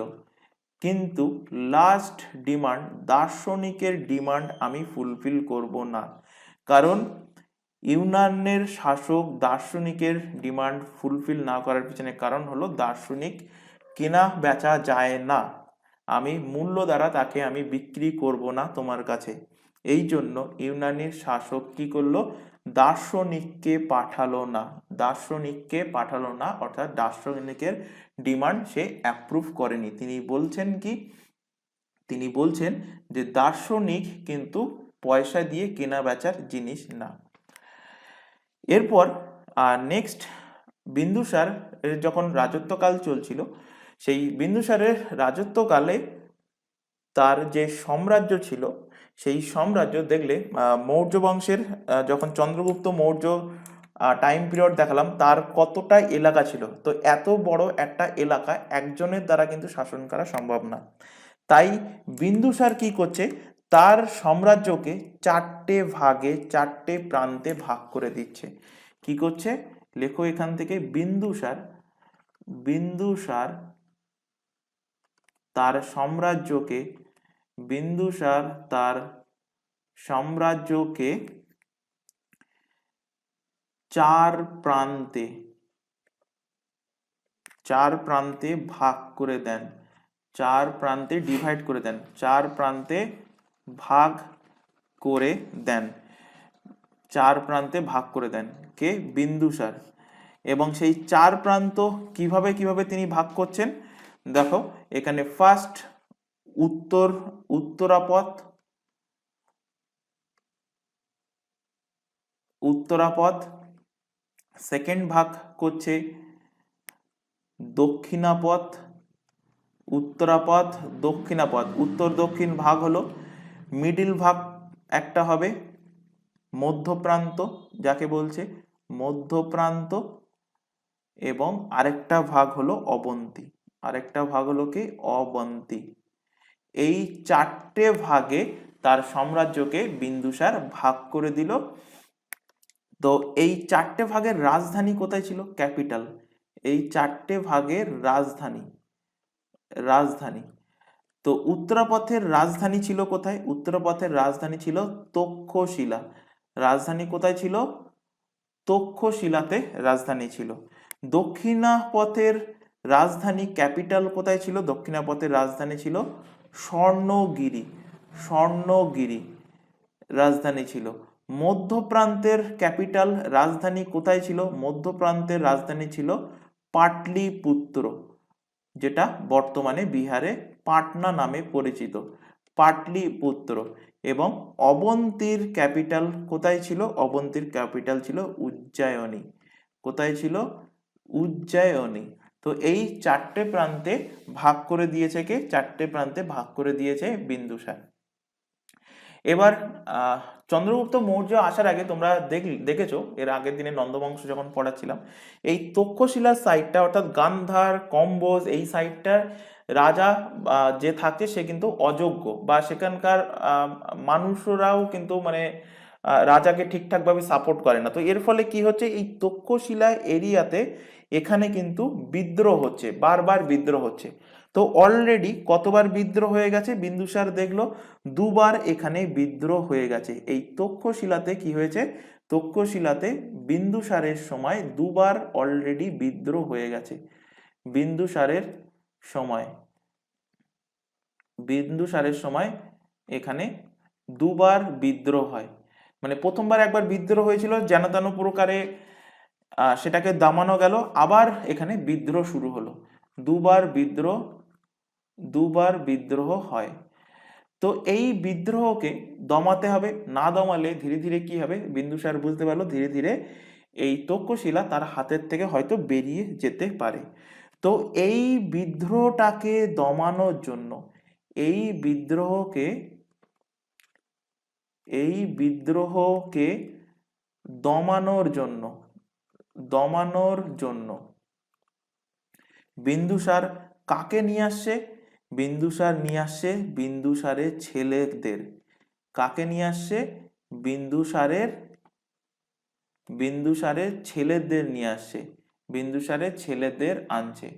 এবার বিন্দুসারের ছেলে, বিন্দুসারের দুটো যোগ্য ছেলে, তার মধ্যে বড় ছেলেকে, বড় ছেলে হলো কে? সুসীম। বড় ছেলের নাম হলো সুসীম। তো সুসীমকে বললো যে সুসীম যা তক্ষশিলাতে যা এবং ওখানে বিদ্রোহ হচ্ছে, বিদ্রোহকে বন্ধ কর, বিদ্রোহকে দমিয়ে দে। সুসীম গেল, গিয়ে ওখানে দেখলো মানে যতগুলো মানে যতজন সৈন্য নিয়ে গিয়েছিল তার থেকে বিদ্রোহীরা বেশি। তো সুসীম মারধর খেয়ে বাড়ি চলে আসলো, বিদ্রোহ সে দমাতে পারলো না, অর্থাৎ সুসীম কি হলো? অসফল হলো। এরপর এর পরবর্তী ছেলে, তার নাম কি? তার নাম হলো অশোক। এনার নাম কি? এনার নাম হলো অশোক। এই অশোক ছিল কোথায়? অশোক ছিল এই যে অবন্তী বললাম, এই অবন্তীর গভর্নর ছিলেন। অশোক কে ছিলেন? অশোক কোথায় ছিলেন? অশোক ছিলেন এই অবন্তীর গভর্নর। এখানকার, এখানকার গভর্নর লিখে দিচ্ছি, এখানকার গভর্নর ছিলেন, অবন্তীর গভর্নর ছিলেন। তো এই অবন্তীর গভর্নর কে ছিল? অশোক ছিল, অশোক ছিল এই বিদ্রোহ হওয়ার আগে। তো এই অশোককে তুলে নিয়ে কোথায় নিয়ে যাওয়া হলো? অশোককে তুলে নিয়ে যাওয়া হলো তক্ষশিলাতে।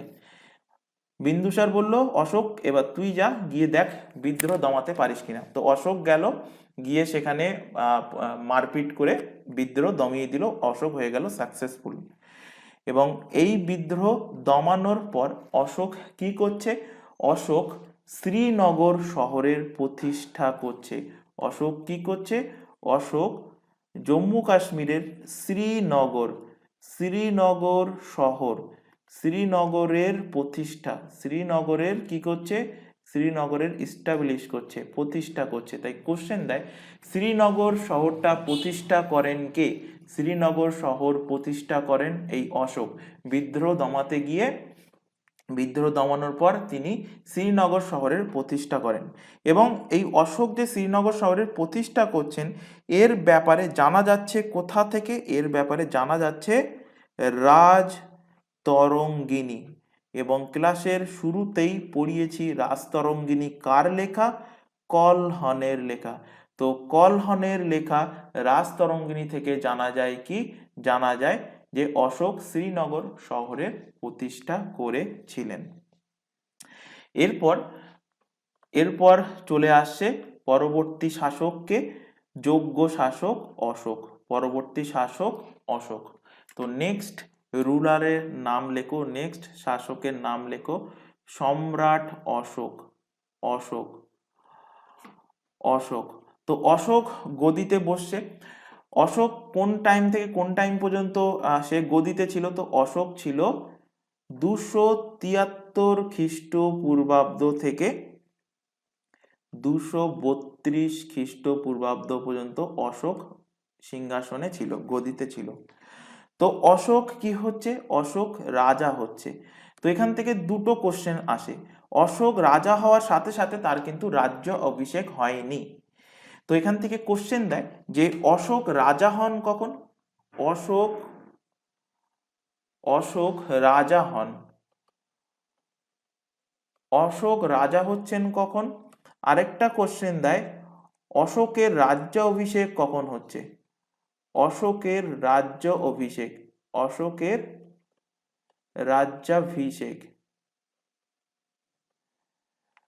তো অশোক রাজা হচ্ছে কখন? অশোক রাজা হচ্ছে যখন তিনি সিংহাসনে বসছেন, অর্থাৎ 273 খ্রিস্টপূর্বাব্দে তিনি কি হচ্ছেন? তিনি রাজা হয়ে যাচ্ছেন।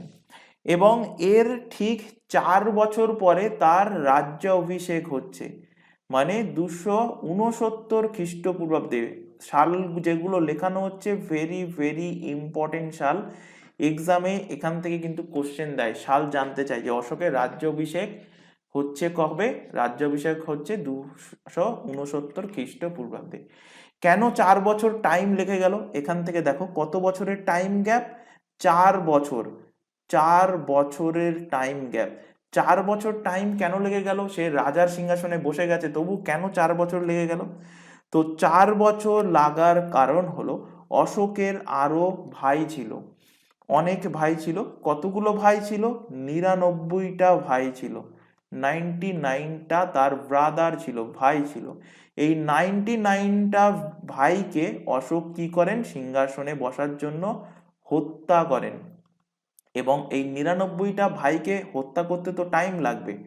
তো এই 99টা ভাইকে হত্যা করতেই তার টাইম লেগেছিল 4 বছর। সেই কারণে 4 বছর পরে তার কি হচ্ছে? তার রাজ্য অভিষেক হচ্ছে। এবং যেমনটা তোমাদের পড়িয়েছিলাম, বিন্দুসারের পরে বিন্দুসারের ছেলে, তার নাম অজাতশত্রু, সে তার বাবাকে মেরে কি করছে? বাবাকে মেরে তার টাইটেল হয়ে যাচ্ছে পিতৃহন্তা।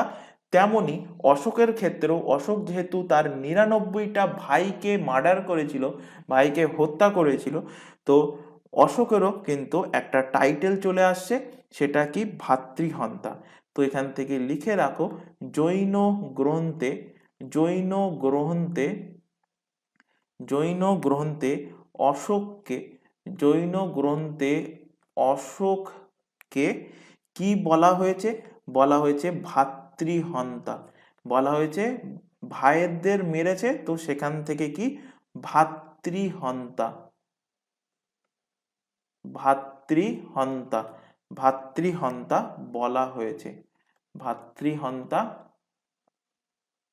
ভাতৃহন্তা বলা হয়েছে, কারণ অশোক কি করছে? তার 99টা ভাইকে মার্ডার করে আসছে। আচ্ছা, এখানে একটা ইনফরমেশন দেওয়া হয়নি এর আগে, একটুখানি বিন্দুসারের যে কোনো একটা জায়গায় লিখে রাখো বিন্দুসার কোন ধর্মের পৃষ্ঠপোষক ছিলেন, তিনি কোন ধর্ম গ্রহণ করেছিলেন? এখানে একটুখানি ছোটভাবে লিখে রাখো বিন্দুসার আজীবক সম্প্রদায়কে মানতেন। এক্সামে কোশ্চেন দিয়েছিল, মনে রাখবে। বিন্দুসার আজীবক সম্প্রদায়কে, আজীবক ধর্ম মানতেন, আজীবক সম্প্রদায়কে তিনি মানতেন। আজীবক সম্প্রদায়কে মানতেন। তাহলে চন্দ্রগুপ্ত মৌর্য কোন ধর্মকে স্বীকার করেছিলেন? তিনি জৈন ধর্ম স্বীকার করেছিলেন, মানে বিন্দুসারের বাবা। এবং জৈন ধর্ম অনুসারে তিনি তার প্রাণ ত্যাগ করেছিলেন কোথায় গিয়ে? শ্রবণ বেলগোলাতে। তার ছেলে বিন্দুসার কোন ধর্ম নিলেন? বিন্দুসার দীক্ষিত হলেন আজীবক ধর্ম, আজীবক সম্প্রদায় দ্বারা তিনি দীক্ষিত হলেন। এরপর সম্রাট অশোক, সম্রাট অশোক কোন ধর্মে দীক্ষিত হবেন সেটা যখন আসবে সেটা আমরা ধীরে ধীরে বলবো। তো এরপর সম্রাট অশোক 269 খ্রিস্টপূর্বাব্দে তিনি রাজ্য অভিষেক করছেন। তো তার রাজ্য অভিষেক করার 8 বছর পর অশোকের অশোকের অশোকের রাজ্যাভিষেকের অশোকের রাজ্যাভিষেক অশোকের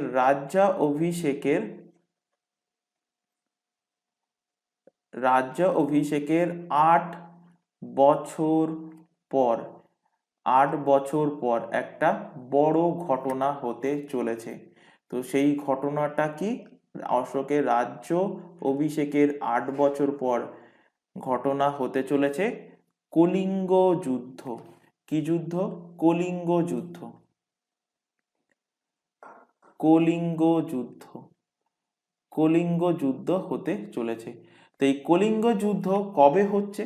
8 বছর। রাজ্যাভিষেক করছে কবে? রাজ্যাভিষেক করছে 269 খ্রিস্টপূর্বাব্দে। এবং এর ঠিক 8 বছর পর, তো এর থেকে 8 মাইনাস করে দাও, 8 বছর পর মানে 200, মানে 8 যোগ করে দাও, এবং খ্রিস্টপূর্বাব্দে আছে মানে মাইনাস হবে, তো মাইনাস করে দাও, হয়ে যাচ্ছে কত? 261 খ্রিস্টপূর্বাব্দে। 261 খ্রিস্টপূর্বাব্দে হচ্ছে কি? কলিঙ্গ যুদ্ধ। কলিঙ্গ যুদ্ধ কার কার মধ্যে হচ্ছে? কলিঙ্গ যুদ্ধ হচ্ছে কার কার মধ্যে? তো এখানে কলিঙ্গ যুদ্ধ হচ্ছে, একদিকে আছে সম্রাট অশোক এবং হচ্ছে কার মধ্যে? ভার্সেস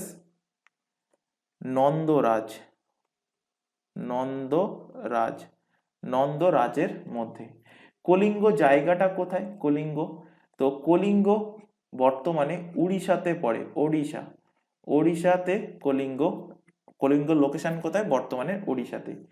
এবং এই কলিঙ্গ কিসের জন্য, কেন যুদ্ধ করতে গিয়েছিল? কারণ অশোকের হাতির প্রয়োজন ছিল, তার সৈন্যবাহিনীতে হাতির প্রয়োজন ছিল। এবং এই কলিঙ্গ ছিল কি? কলিঙ্গ ছিল হাতির জন্য ফেমাস। তো কলিঙ্গ কিসের জন্য ফেমাস ছিল? হাতির জন্য প্রসিদ্ধ ছিল। হাতির জন্য এটা প্রসিদ্ধ ছিল কলিঙ্গ। সেই কারণে অশোক অ্যাটাক করে কোথায়? অ্যাটাক করে ওড়িশার কলিঙ্গতে, এবং যেটা কলিঙ্গ যুদ্ধ নামে পরিচিত। কার সাথে যুদ্ধ হয়? নন্দ রাজের সাথে যুদ্ধ হয়। এবং এই যুদ্ধের ব্যাপারে তথ্য পাওয়া যাচ্ছে কোথা থেকে? এই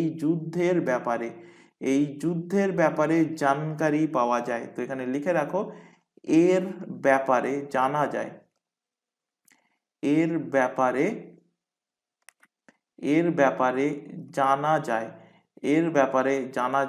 কোথা থেকে জানা যায়? খারবেল নামক এক ব্যক্তি আছে, সেই খারবেলের হাতিগুম্ফা অভিলেখ থেকে। খারবেলের কিসের থেকে?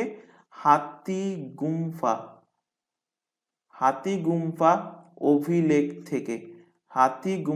অভিলেখ থেকে এর ব্যাপারে কিন্তু আমরা জানতে পারি। এবং এই যুদ্ধে জয়লাভ করছে কে?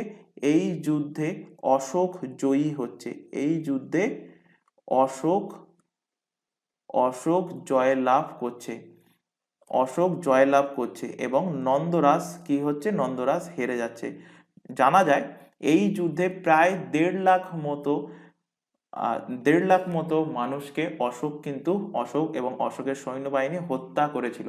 মানে শুধুমাত্র সৈন্যবাহিনী না, সৈন্যবাহিনী বা তার সঙ্গে তাদের ফ্যামিলি মেম্বার প্রত্যেককে হত্যা করেছিল। এবং তারপর অশোক যখন যুদ্ধে জয়লাভ করে নিল, জয়লাভ করার পর সে যে মাঠে যুদ্ধ হয়েছিল, কলিঙ্গের মাঠে, সেখানে গিয়ে দেখতে গেল যে যুদ্ধের পরিণতি কি হয়েছে। তখন গিয়ে সেখানে দেখছে যে সেখানে কারোর মা কারোর কারোর মানে কারোর মা তার ছেলের জন্য, কারোর ওয়াইফ তার হাজবেন্ডের জন্য, কোনো বাচ্চা তার বাবার জন্য কান্নাকাটি করছে। তো সেই কান্নাতে শুনে অশোকের হৃদয় কি হচ্ছে, হৃদয় পরিবর্তন হয়ে যাচ্ছে এবং ভবিষ্যতে অশোক প্রতিজ্ঞা নিচ্ছে কি, অশোক প্রতিজ্ঞা নিচ্ছে আমি আর যুদ্ধ করব না। তো এখান থেকে অশোকের মন চেঞ্জ হচ্ছে। এখানে অশোকের কি হচ্ছে, দুটো জিনিস হচ্ছে। এই যুদ্ধের হত্যা লীলা দেখে, যুদ্ধের হত্যা লীলা দেখে, যুদ্ধের হত্যা লীলা দেখে, লিখে রাখো, যুদ্ধের হত্যা লীলা দেখে অশোকের হৃদয় চেঞ্জ হচ্ছে। অশোকের হৃদয়, অশোকের হৃদয় পরিবর্তন হয়, অশোকের হৃদয় পরিবর্তন হয় এবং অশোক প্রতিজ্ঞা নেয় যুদ্ধ না করার। অশোক প্রতিজ্ঞা নেয় যুদ্ধ না করার, যুদ্ধ না করার, যুদ্ধ না করার প্রতিজ্ঞা নেয়। অর্থাৎ অশোক ভেরি ঘোষের পরিবর্তে ধম্ম ঘোষ স্বীকার করে। অশোক কি করে, ধম্ম ঘোষ, ধম্ম ঘোষের অশোক স্বীকার করে, ধম্ম ঘোষ, ধম্ম ঘোষ স্বীকার করে নেয়। এবার অশোক কি হয়, অশোক ধর্মকর্মের দিকে, ধম্ম ঘোষ স্বীকার করার অর্থ হলো কি, ধর্মকর্মের দিকে মন প্রাণ দিতে থাকে। এবার অশোক বৌদ্ধ ধর্ম গ্রহণ করে নেয়। অশোক কি করে, বৌদ্ধ ধর্ম, অশোক বৌদ্ধ ধর্ম গ্রহণ করে। এবং তোমরা পড়ে এসো অশোকের টাইমে কি হয়েছে, বৌদ্ধ সঙ্গীতের, তৃতীয় বৌদ্ধ সঙ্গীতের আয়োজন করা হয়েছিল। এগুলো অলরেডি পড়ানো হয়ে গেছে। তো আজকের ক্লাস অনেকটা লেন্দি হয়ে গেল, আজকের ক্লাস আমরা এখানে শেষ করছি। এখনো অশোকের ব্যাপারে ডিটেলসে আরো কিছু জানার আছে, অশোকের অভিলেখ বাকি আছে, তারপর অশোকের শিলালিপি বাকি আছে, অশোকের টাইমে শাসন ব্যবস্থা কেমন ছিল, আর্থিক ব্যবস্থা কেমন ছিল, তার বাস্তুকলা, তার ধর্মযাত্রা, তার প্রশাসনিক ব্যবস্থা কেমন ছিল, এই সব কিছু আমরা ডিটেলসে এর পরের দিনের ক্লাসে দেখব।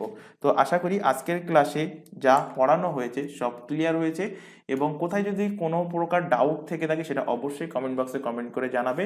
ক্লাস ভালো লাগলে অবশ্যই অবশ্যই ক্লাসটিকে লাইক করবে, তোমার বন্ধু বান্ধবের মধ্যে শেয়ার করবে যারা আরআরবি, এনটিপিসি বা যে কোনো এক্সামের জন্য প্রিপারেশন নিচ্ছে যেখানে জিকে জিএস আছে। তো আজকের ক্লাস এই পর্যন্ত, নেক্সট দেখা হবে পরবর্তী ক্লাস নিয়ে। Thank you.